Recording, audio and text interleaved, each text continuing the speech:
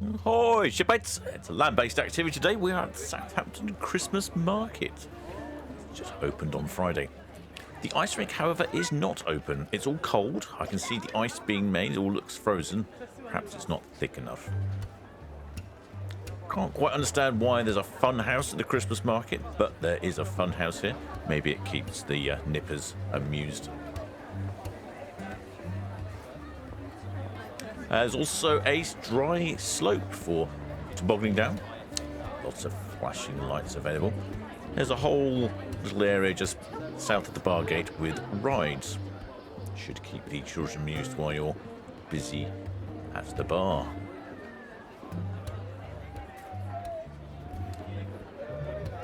All these bright flashing lights do lend a colourful scene. This is the bar. It's got a big spinny thing on top. I don't think it's wind-powered. Right, the first stall at the Christmas market. Now, admittedly, it might be of some sort of German orientation, with bratwurst and so on, but it's food-based and not gift-based, and I always find this is my complaint about the Christmas market. It seems to be more food stalls than anything else. Although I do approve of the beer garden here. There's a large bar area.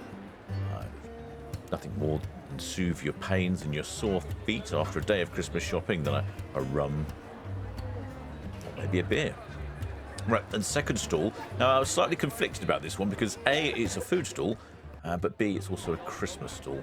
So I had to give that 1 point for food and 1 point for being Christmassy. Third stall. Now, this is the Wiltshire Chili Farm Company. Again, I'm slightly conflicted with this one as well because I think it's a food-based item, but equally it could be a Christmas gift. You're not exactly going to swig a bottle of chili, are you? The Old English Fudge Company. A massive variety of fudge there. Looks rather tempting, I have to say. But again, I'm going to put that down as one in the food category and one in the gift category. Because I can't see, if you're buying some of that now, I can't see that lasting till Christmas Day. You'd have to have a lot of self-control for that. Chocolate Kisses. Again, this is another one that goes across both categories. Equally, I think this is a food and potentially a Christmas gift. I noticed these ones just here were Bailey's based. If they had some rum-based ones, I would definitely have purchased some. Crepes and waffles. Now that's definitely a food-based category there. In fact, it's not even German food, is it? It's French food. Very odd for a German market. Food is at 6. Christmas is at 4. Next up is definitely another one in the food camp. It's the Duck That, duck wraps and spring rolls. Not even German and not even festive. They do a Duck That combo meal though. Dutch mini pancakes. Now these did look fascinating. I saw the chap making these. So we've got some sort of sophisticated equipment there and a hot griddle and bites a whole load of Dutch pancakes. But again, that's not Christmassy, not even German. Definitely in the food category for that one. Comes with a whole load of sweet toppings as well. German cuisine. I have to say this one probably looked like the most attractive food stand at the market here. Great hunk of what I presume is ham, freshly frying onions, and some schnitzel. Not very Christmassy, but very German. Time for a little bit of dessert. How about some churros? Now again, definitely not Christmassy, and not even German. It's Spanish or Portuguese or something. Now this is a bit more German. Some bratwurst or some currywurst, but again, not Christmassy. So, more food. The Kingdom of Sweets.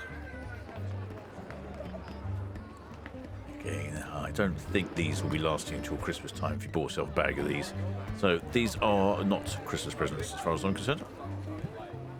Now I thought this was quite novel. It's design your own fries, and you can see them actually making them here. This machine here was doing the foot-long fries, and the gentleman there was very precisely cutting them to make sure they're exactly a foot long. They also did curly ones, but again, I don't really think it's very German, and equally not very Christmassy.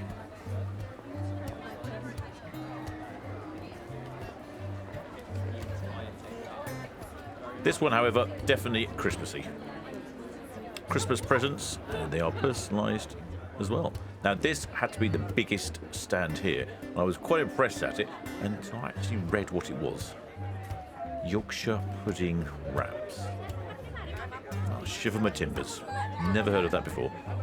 This lady here, just a wrap, some stuff in it, literally some stuffing. Carrots, peas, meat of your choice, all wrapped up. Now moved on to toasty sandwiches. Available in a few flavours. Turkey and cranberry available. I suppose that is Christmassy. Still food though. Now this stand is selling gifts. I thought that's a whole variety of interesting gifts here, but I was slightly confused why there's what appears to be a wooden duck wearing elves or Santa outfits. I just don't know. I can't explain it. Oh, that's another one for the Christmas gift stands. There's more ducks here as well. Yeah, perhaps someone can explain in the comments what that's all about. Donuts and hot chocolate. I mean, I guess at a push, hot chocolate is sort of Christmassy. The donuts, no. I can't see that being Christmassy. Oh, that's another one for the food.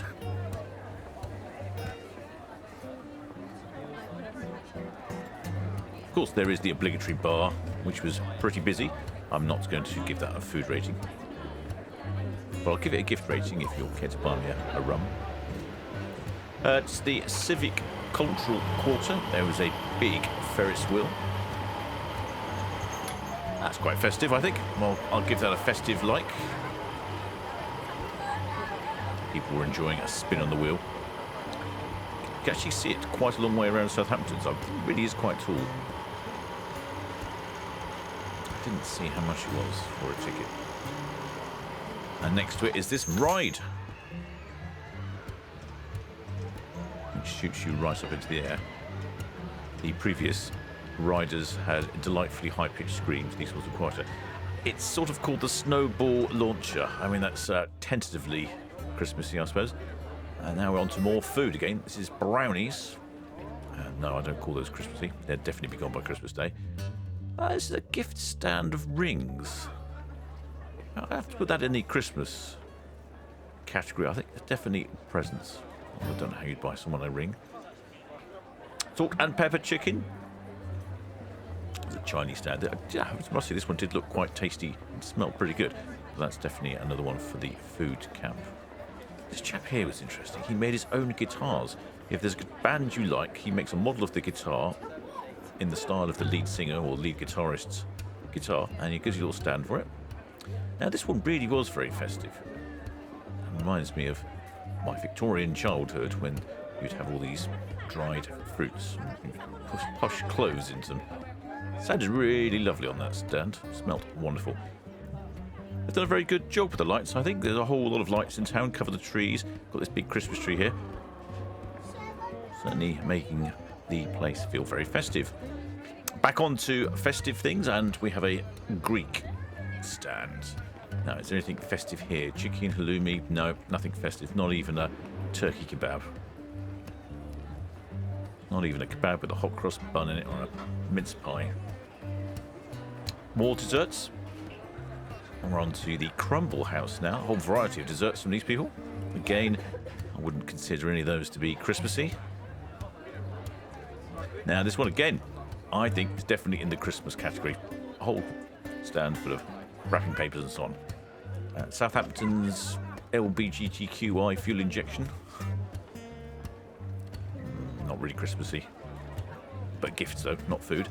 Chap who made handmade brownies, he's sold out. And I can't believe that you'll be finding any of those under the Christmas tree come December the 25th. Support our local football club. They certainly need the support. They're not doing very well at the moment. And for that one person who has everything, this is the stand for you. On this stall, you'll find gifts that you've never seen before in your entire life. It looks like Christmas Bill and Bob the Flower Pot Men. Yep, told you you'd never seen those before.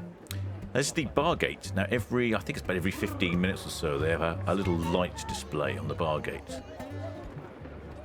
Well, that brings the total of 21 food-based stalls and 13 gift-based stalls. That's definitely a big improvement over a couple of years ago, where I counted something like 16, 17 food stalls and only one non-food-based stall. Well, I think that's the problem with some of these Christmas markets. Oh, look at that, Merry Christmas. There appears to be more food stands than anything else, and very little gifts. There was a few more this year than there has been in previous years, so that is an improvement. I think there's been a lot of articles in the press as well about how the markets are overpriced, full of tack, and not as popular as they used to be.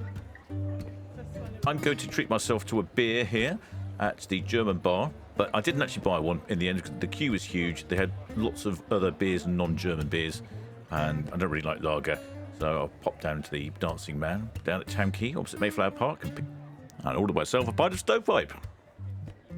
Till next time, shipmates.